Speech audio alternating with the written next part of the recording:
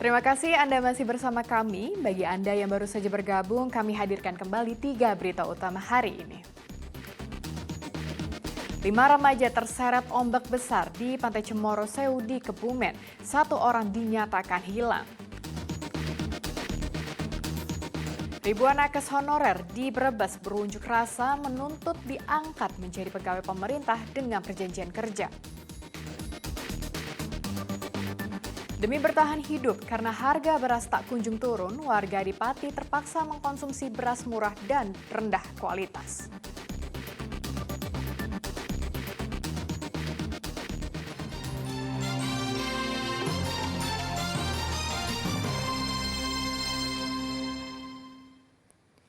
Musim kemarau berkepanjangan rupanya membuat harga beras di Pati dan Jepara masih tinggi, tak kunjung turun. Untuk bertahan hidup, sebagian masyarakat memilih membeli beras dengan harga yang paling murah dan kualitas rendah. Sudah 1 bulan harga beras di Pasar Puri Baru Pati belum juga turun. Harga beras masih tinggi. Untuk jenis beras dengan kualitas paling rendah dijual dengan harga Rp12.000 per kilogram, sedang beras medium dijual seharga Rp14.000 per kilogram.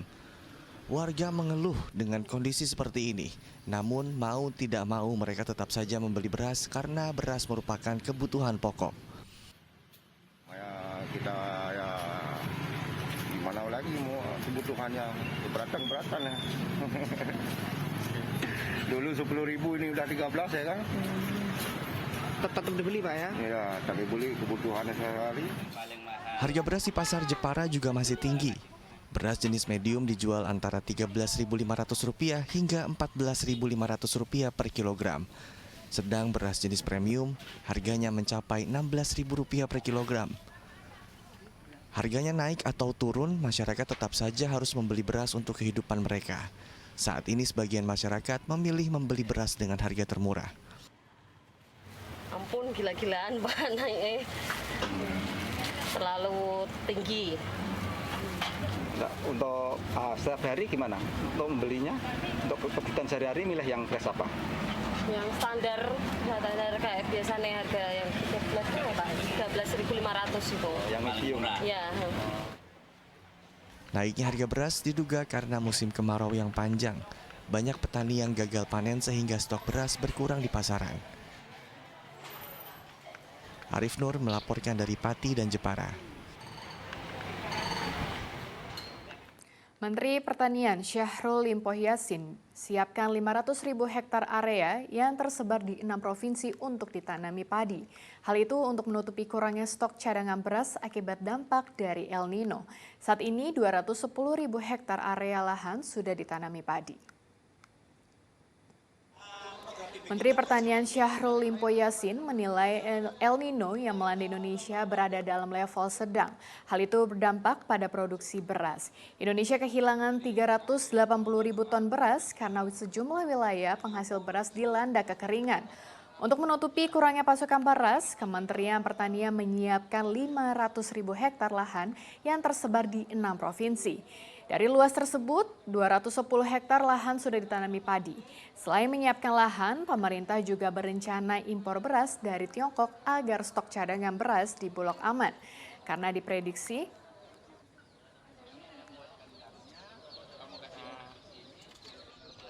data para ekspor kita, kalau dia rendah sampai sedang, dampaknya bisa berakibat 380.000 ton beras akan hilang karena kekurangan air dan produktivitas.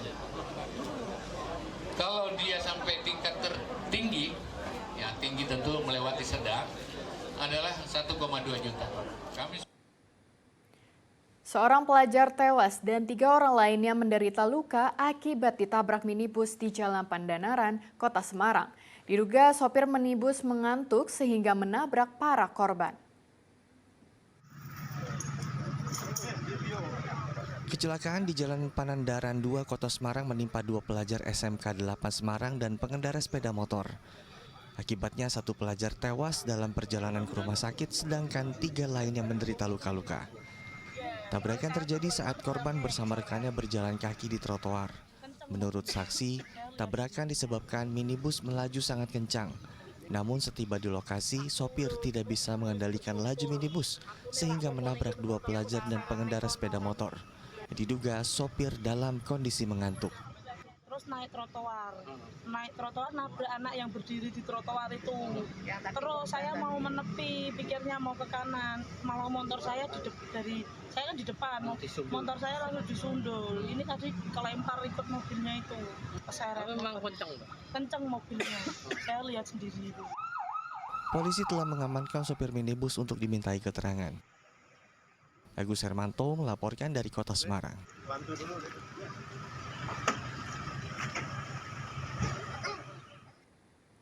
Satu unit truk mengalami kecelakaan tunggal hingga terjun ke sawah sedalam 1,5 meter. Kecelakaan diduga karena sopir truk kelelahan dan melaju mengikuti aplikasi peta online.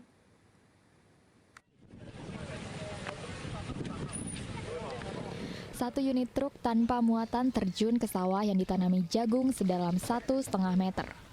Kecelakaan tunggal ini terjadi pada Kamis sore di Desa Pomang, Kecamatan Tulung, Klaten. Kecelakaan bermula saat truk melaju dari arah Boyolali menuju Klaten. Diduga sopir truk kelelahan dan tidak hafal jalan. Sopir truk bernama Panggi tetap memilih melajukan kendaraan dengan dibantu aplikasi peta online. Karena tidak fokus, truk akhirnya menabrak portal jalan hingga jatuh ke dalam sawah. Pada saat itu sopir mungkin kondisi kelelahan, akhirnya lurus mau nginjak rem, tetapi malah keliru gas. Akhirnya menabrak portal sehingga truk terpanting ke kiri, akhirnya masuk ke selokan dan masuk ke sawah. Tidak ada korban jiwa dalam peristiwa ini, namun sopir truk mengalami luka ringan di bagian kepala. Krisna Agung melaporkan dari Klaten.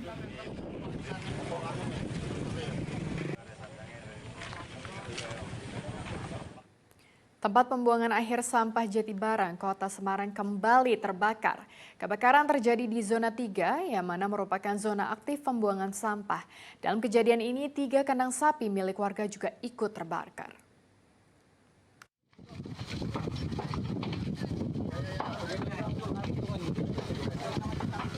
Api kembali membakar TPA Jatibarang, Kota Semarang pada Jumat kemarin.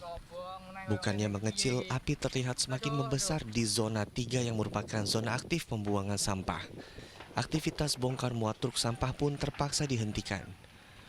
Lokasi kebakaran ini berbeda dengan lokasi kebakaran yang terjadi sebelumnya. Menurut informasi, api juga membakar 3 kandang sapi milik warga. Pemadam kebakaran mengerahkan 8 unit mobil serta 50 orang anggotanya sebagai upaya pemadaman. Damkar sempat kewalahan karena mereka kesulitan mencari air.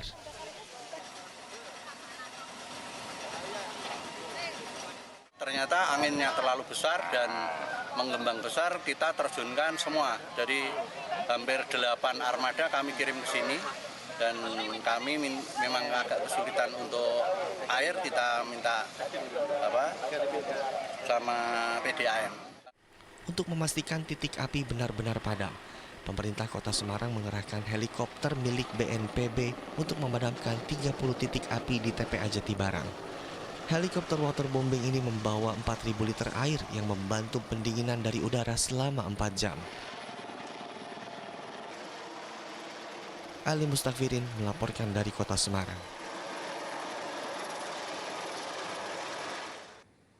Kebakaran gunungan sampah di tempat pembuangan akhir Putri Cempo Solo ditetapkan sebagai tanggap darurat.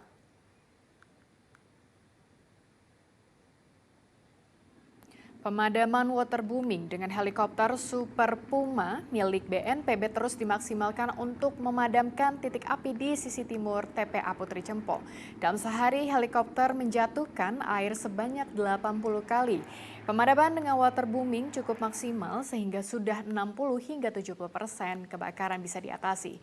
Sementara di sisi darat, penggalian lubang buatan juga dilakukan di sekitar lokasi kebakaran. Selain mengalirkan air ke titik api, sistem ini juga melokalisir titik api. Meski intensitas kebakaran menurun, namun BNPB tetap menetapkan tanggap darurat kebakaran TPA Putri Cempo. Kita tetapkan status tanggap darurat kebakaran TPA Putih Jumpo ini mulai tanggal 17 dan sampai 7 hari tanggap daruratnya sampai dengan tanggal 23 September nanti.